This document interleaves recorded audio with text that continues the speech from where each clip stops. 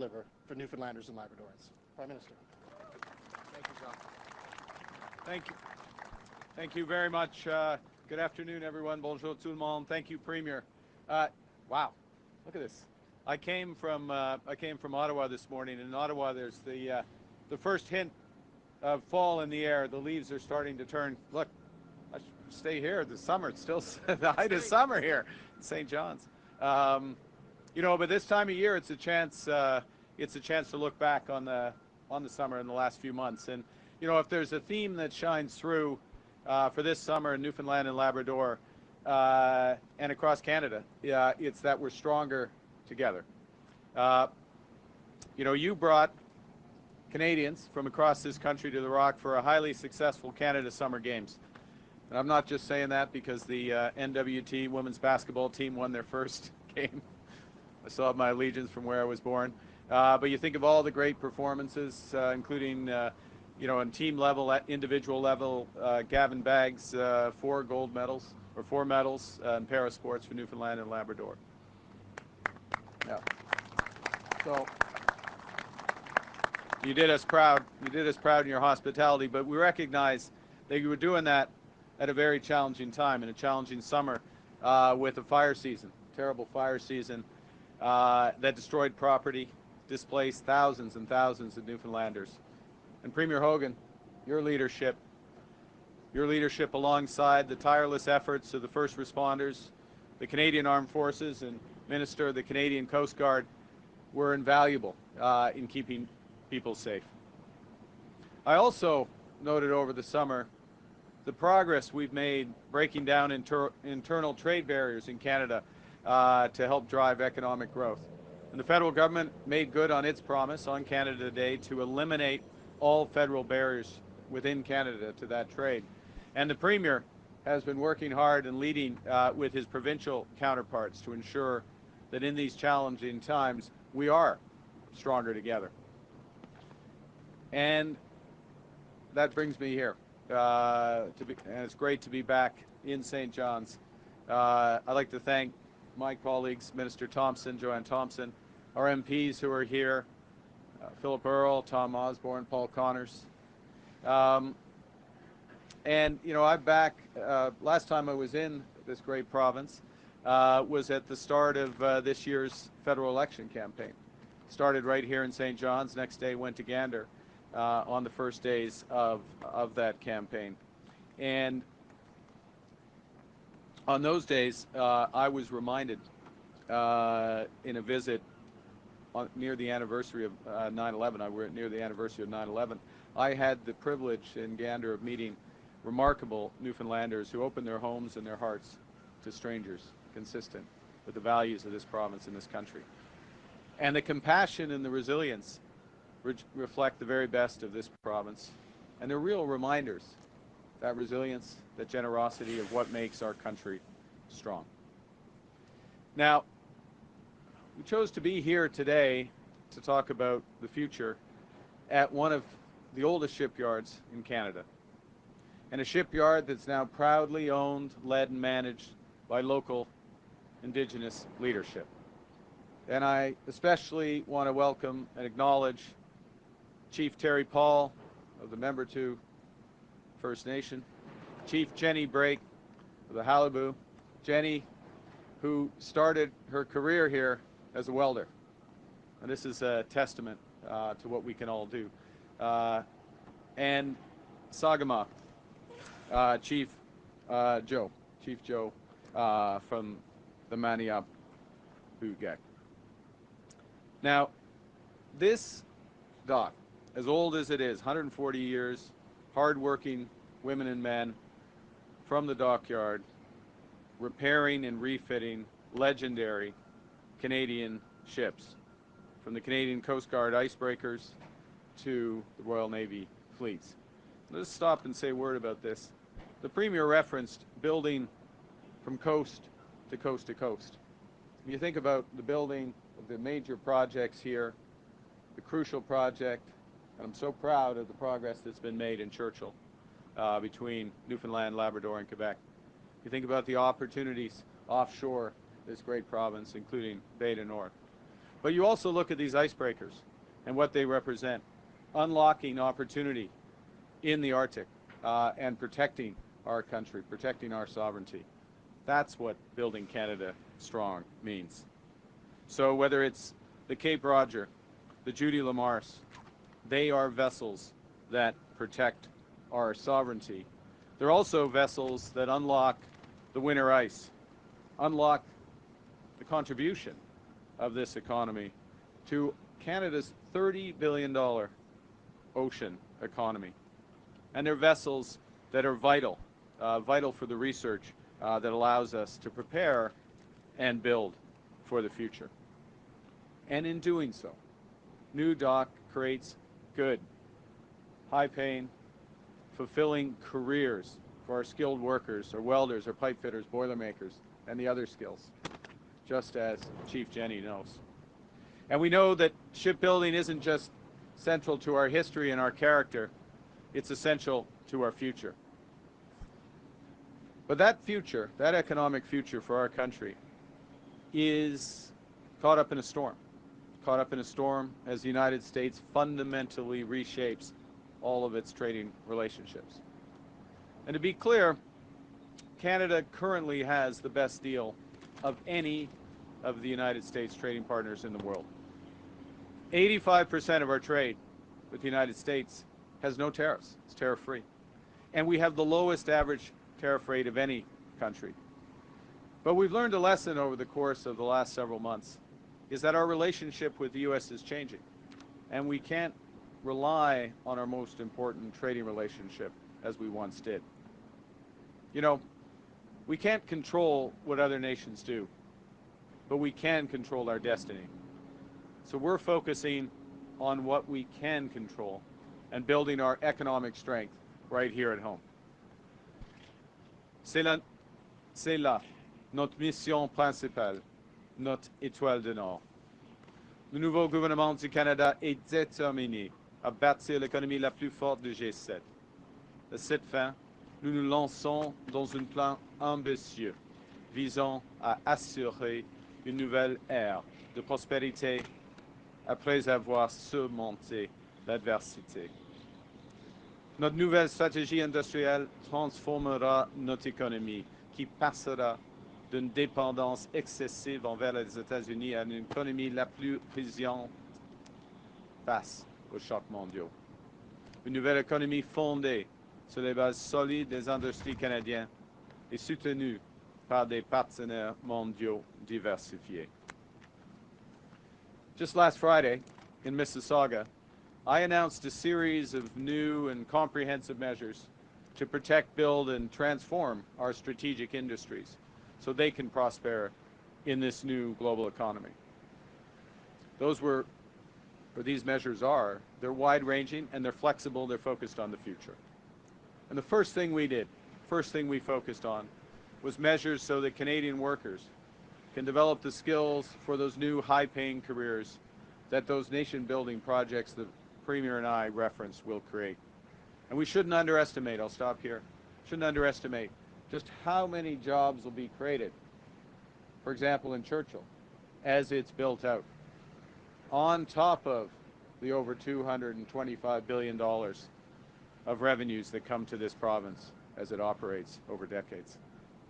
So we start with workers, we start with retraining, we start with building. And then we go to those industries and we give them the opportunity to pivot to new products and markets with a $5 billion new strategic response fund. The third thing is we've introduced a comprehensive Buy Canadian policy. So we're modernizing all of Canada's public procurement to prioritize public and Canadian suppliers. Because it's time that we become our own best customer, buying Canadian to build Canadian. So your government will buy in this province and across this country. Fourth, you know, there's some businesses that are very acutely impacted by these U.S. tariffs, and they need immediate liquidity relief. They need immediate funds in order to adjust. And that's the case for the steel and aluminum industries. These are world-class industries. But they're enduring punishing U.S. tariffs And these impacts are being felt far and wide, including out here on the East Coast. So our liquidity facilities give businesses the support and the time that they need to position themselves for the future. And lastly, this will be my principal focus today, we're strengthening supports for our medium and small businesses. In March, we announced the Regional Tariff Response Initiative, $450 million across the country to support SMEs directly or indirectly impacted by those U.S. tariffs. And the idea is so these companies can step up and diversify their products, diversify their markets, adopt new technologies, become more competitive.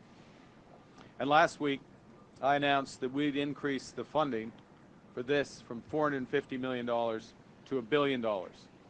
Not just that, we'd extend the repayment periods for up to 9 years and provide new non-repayable contributions of up to $1 million across all sectors, so from seafood through to IT. And today I'm proud to announce that $80 million of that funding will be dedicated to businesses right here in Atlantic Canada.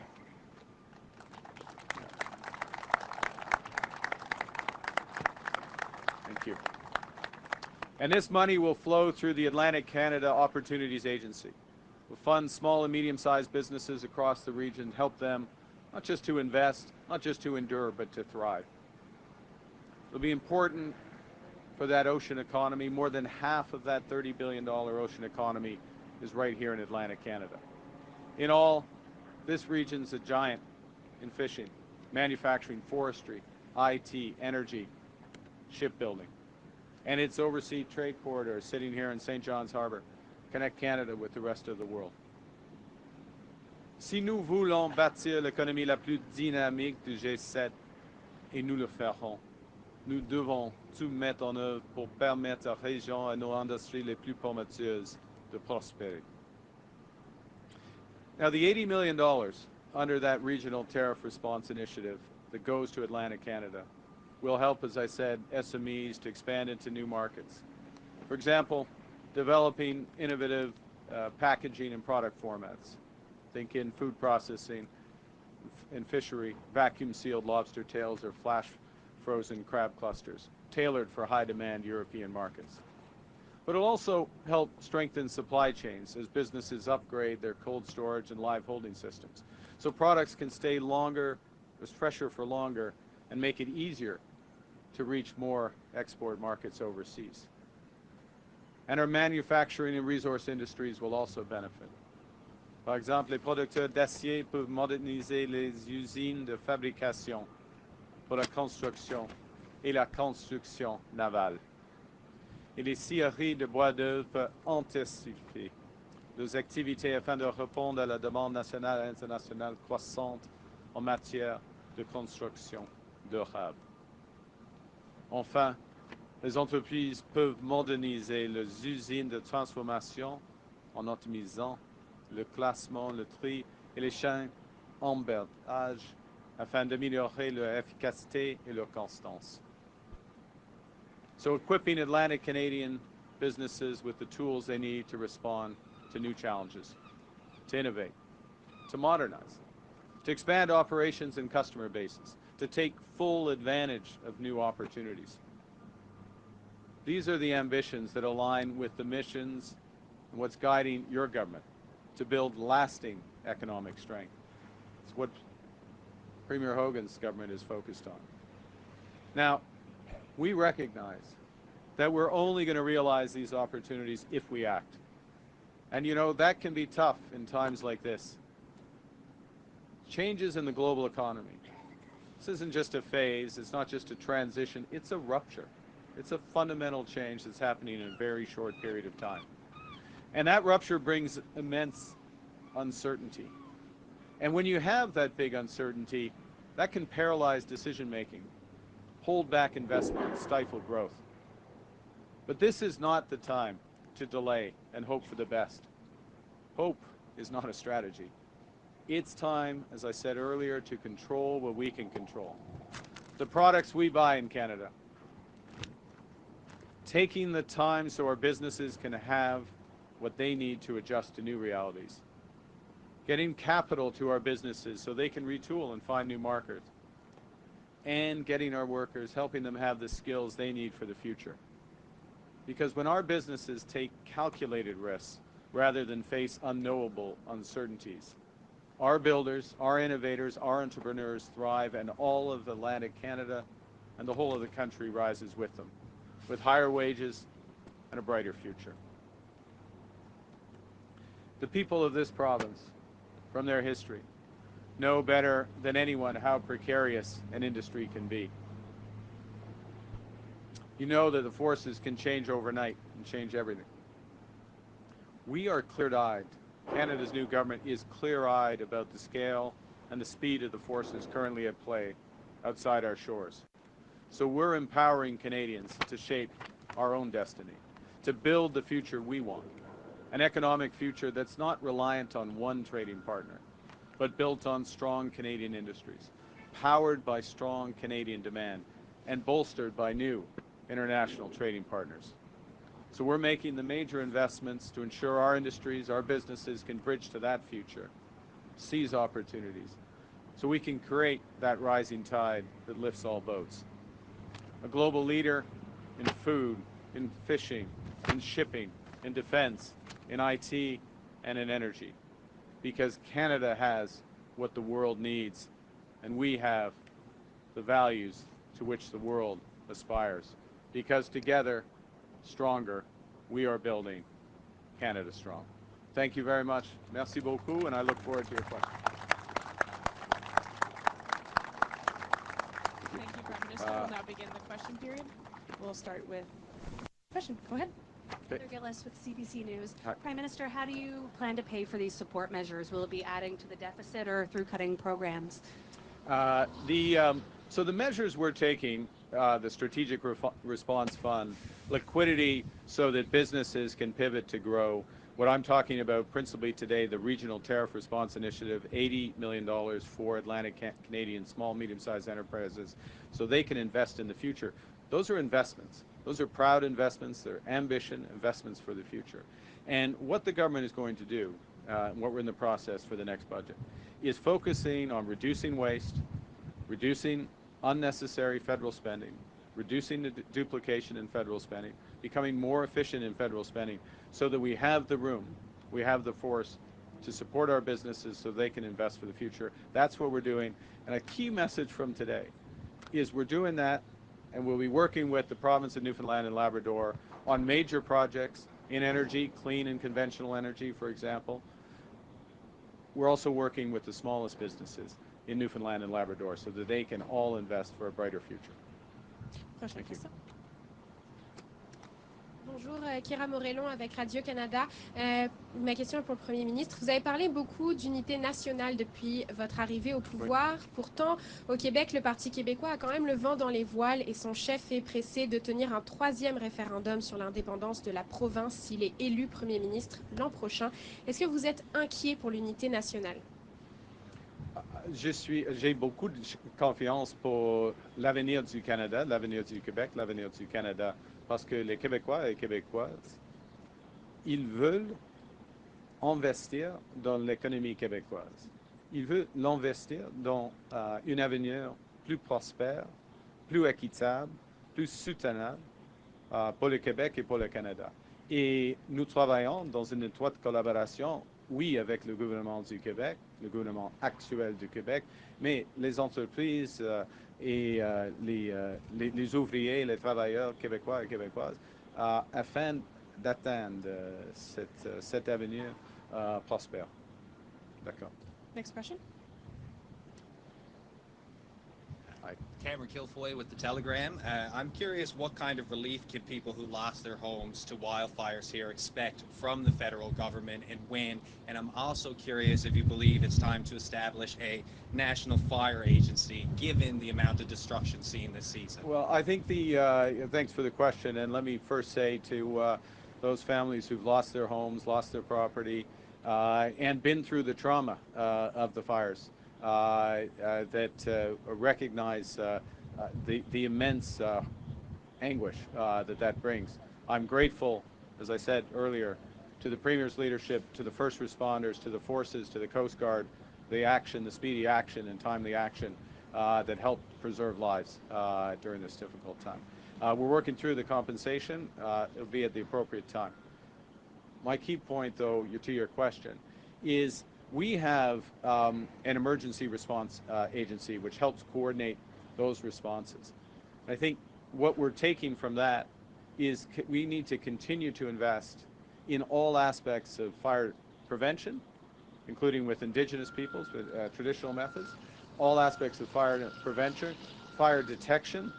We're making huge investments in our satellite detection, which is helping us to move quickly, and our capacity to move quickly in any part of this country in order to limit the damage from the wildfires. That will, and that's everything from those first responders, our firefighters, to our water bomber capacity, and you'll be hearing more about all those aspects in the coming weeks. Thank you. Thank you. Next question. Question Kisma. Hello, Bailey Howard, NTV. We've heard a lot of talk about Churchill Falls and Gull Island being on the national projects list. What sort of responsibility does that mean Canada has in these projects? And if they were to go south, what sort of repercussions would there be then for the federal government as well? Well, I think the first thing to say is that both of those projects and a longer list of opportunities, enormous opportunities, obviously, in Newfoundland and Labrador, and I think enormous enthusiasm and energy in order to help realize those. So I think of them not going south, I think of them going north, in this case, to use the analogy, going forward and building. And part of where the federal government comes in, and it depends on the project. There's different ways that we have a role. And by the way, sometimes the answer to our role is just get out of the way. The project's going to move forward, province has it in hand, and the federal government steps back and focuses on other things. But in a variety of cases, it will be working on making sure the appropriate environmental assessments are done, other regulatory concerns, and as much as possible done in cooperation with the province. And we're working with the province on a cooperation agreement that will help make that even more efficient. So that's one aspect. There's other aspects where a project will have, particularly something on clean energy, for example, will have tremendous ancillary benefits for the economy. In other words, it sets us up, sets Newfoundland and Labrador, but Canada as well, up for the future in terms of decades. And in those cases, sometimes through the tax system, other aspects, we can provide incentives to move those projects forward as well. Third area is in training. Now, first and foremost, the responsibility of the provinces, but working with the provinces to make sure people are getting the skills so that these major investments are benefiting people like the workers surrounding us, their families, their friends, their neighbors, because the scale of ambition in this province and in this country isn't just, and not that your question implied this, one project, but a series of projects, a series of major investments. So we're really sending the message that this is 30 years of work. These are good, high-paying careers, and the federal government can help make sure that workers have the opportunity to get the skills. So, like Jenny, sorry, Chief Jenny, I don't want to keep singling you out, but you get the welder's ticket, you get the boilermaker's ticket, you get the IT skills in other examples, so that you can fully take advantage of those. Next question. Hi, Ashley Fitzpatrick with Atlantic Business Magazine. Okay. I'm wondering about the amount of money that you're talking about here. $80 million split across 4 provinces and all small and medium-sized enterprises. Does this realistically actually serve all of the needs that are going to be out there? If you look at even the Chinese tariffs on shellfish, for instance, a sustained tariff there is going to be devastating. Can this really help manage what's going to be tremendous impact for folks who aren't necessarily going to become boilermakers or serve the major projects? Yeah, no, so I think the first thing to say is part of the way we allocate, look, $1 billion is a lot of money. The overall format, $1 billion is a lot of money. And what we're allocating here is bigger than the relative share of population, the relative share of GDP of the overall Canadian economy, allocated that way. The second is it's channeled, as I said, through ACOA, the Atlantic Canada Opportunities Agency, and it's one of multiple projects or policies, initiatives that's channeled through ACOA. And then on top of that, we have the Business Development Bank programs as well. On top of that, we have various liquidity facilities that are available as well. So there's lots of ways to help businesses get time to develop the plan and make the pivot. I'll make another point, though. I just want to reinforce something the Premier was saying, because I think it's so important. There is a connection between these big projects and a small business. These big projects, even in the early days of the development of the engineering for these projects, the early work in the steel and fabrication industry and other, they create tremendous amount of activity as well. And since we're focused, and this is a key element of our strategy that we announced last Friday, since the federal government's very focused of, if we're putting Canadian taxpayer dollars at work into moving these big projects forward, and in other areas, we expect buy Canadian. We expect to buy Canadian steel. We expect to use Canadian IT professionals, Canadian HR, and on and on and on. And so that starts to really add up, and we're going to have to look at the whole, and we're going to add to this as necessary going forward. En français, tout cela, ça prend du temps. Alors, en ce qui concerne le montant est plus grand que la proportion de les 4 provinces ici, la proportion du PIB national ou de leur population, la proportion de population nationale. Premier point. Deuxième point, il y a plusieurs initiatives de ACOA, y compris la liquidité de la Banque de développement du Canada, par exemple. Alors, il y a plusieurs initiatives et on ajoute cette initiative d'aujourd'hui avec les autres. Point final, les grands projets, les projets à l'échelle nationale, ils vont créer des retombées pour des petites et moyennes entreprises en même temps. Merci. I just had a quick follow-up, and that's in terms of regional distribution. I'm wondering, do you find yourself right now pulled between the provinces in terms of their different demands, and is that becoming difficult for you to navigate in any way? We are working very close. I'd answer it differently. We're working very closely with the provinces. We're working. We know which we work closely. I work closely with the Premier. We know which industries also are most immediately affected. They're the so-called strategic industry for the Americans: steel, aluminum, forest products, automobiles, copper, pharma to come. And then we can see the connections to other sectors from that. So we can target that way. And yes, there's a different regional distribution of each of those industries, so we're aware of that. But we're also conscious of the knock-on effects of those tariffs. So we don't want to overly concentrate just on the strategic sectors. And it's an ugly term. Maybe it's not ugly, but it's just complicated. These are agnostic, neutral across different industries, that what we're announcing. So you don't have to directly have a tariff impact in order to have them. But let me say one last thing, which is to focus again on the forward. And standing here, we see examples of this. These Coast Guard ships, icebreakers, and others like them are going to help open up opportunities. They are also going to be invested in, future examples are going to be invested in through our defense industrial strategy.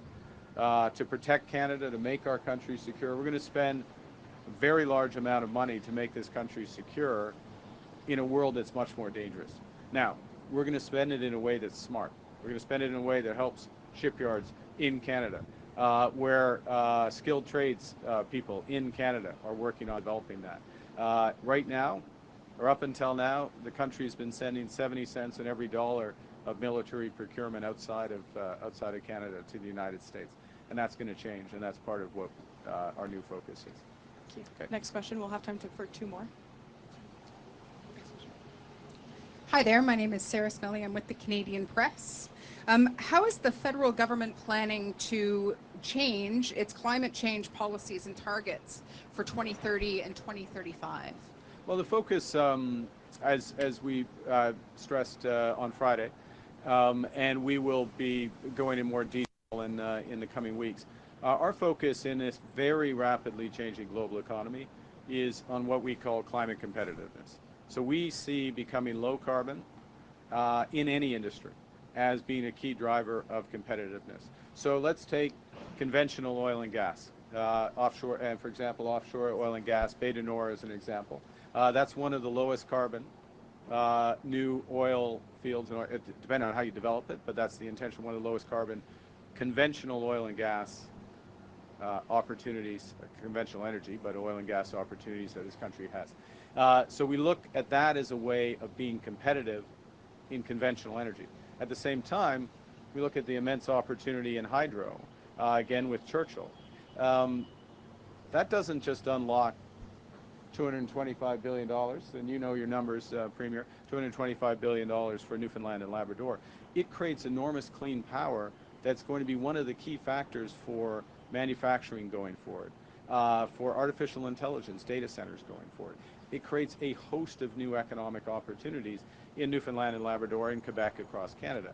So that focus on what can we do in order to drive emissions down in a way that makes the country more competitive is crucial. Last point on it, and I can't stress this enough, our home building strategy, Build Canada Homes, and you'll be hearing more of that in the next few days, that's not just about doubling the number of homes we're building in this country by the end of the decade, or within the next decade. It's about creating a new industry that is lower carbon, that's more efficient, that homes themselves are more energy efficient by more than 20-25%. And all of that will get our emissions down and make us more competitive. So that's the focus of the government. The government is focused on results, making companies, businesses, industries more climate competitive. Thank you. We'll have time for one last question. Dernière question. Prime Minister Terry Roberts, CBC. In all my travels this weekend, I spoke to a lot of people. No one talked about tariffs. No one talked about retraining. All I heard this weekend was the passing of Ken Dryden. A lot of Montreal Canadian fans in this province. And I'd like for you to comment, a human moment here. Tell us what your thoughts on the passing of a legend. Well, you know, the first thing, I mean, it was tough. You know, sometimes people who you don't know, and look, I met Ken Dryden very briefly once, so I felt I know Ken Dryden from his public accomplishments. I know Ken Dryden from reading the game a couple times. I know Ken Dryden from his public service. And I know Ken Dryden from a lot of people I know who really knew Ken Dryden. And so when someone like that passes, it's a blow. At the same time, you think back on their contributions. I mean, 6-time Stanley Cup winner, 5-time Vezina Trophy winner. Someone, as I said, one of the things that struck me when he passed was, you know, when he stepped out, and I remember I was a young kid at the time, and he was my favorite goalie. He was my model. I didn't have his height, didn't have his ability, obviously, but when he stepped out from the Habs to go back to law school, to article, effectively, you know, it kind of tells you a different thing about balance in life. Hockey's not everything, even if you're one of the best players in the world, certainly the best goalie in the world at the time. And then his subsequent life, life as a public servant and someone who cared passionately about early childhood education, social factors, and you know, what came to mind. And I remember he used to talk about Big Canada, and Ken Dryden, he was Big Canada. He was in many respects, you know, bigger than us in his hockey, in his career. But he was Big Canada, and he was best Canada. He was best of Canada. So, you know, a tough loss, but let's draw on what he taught us as Canadians. Thank you, Chair. Thank you. This puts an end to our press conference.